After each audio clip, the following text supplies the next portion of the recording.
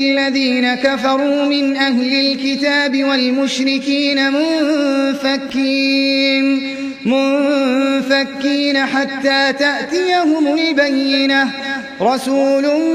من الله يتلو صحفا مطهرة فيها كتب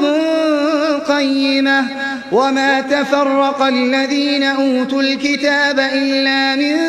بعد ما جاءتهم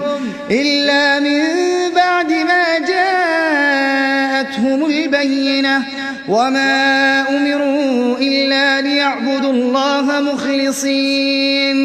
مخلصين له الدين حنفاء ويقيموا الصلاة ويؤتوا الزكاة وذلك دين القيمة إن الذين كفروا من أهل الكتاب والمشركين في نار جهنم خالدين فيها أولئك هم شر البرية إن الذين آمنوا وعملوا الصالحات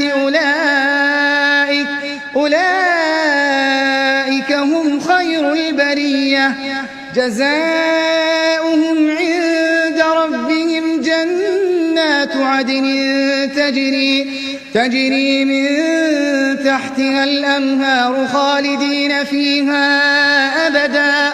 رضي الله عنهم ورضوا عنه ذلك لمن خشي ربه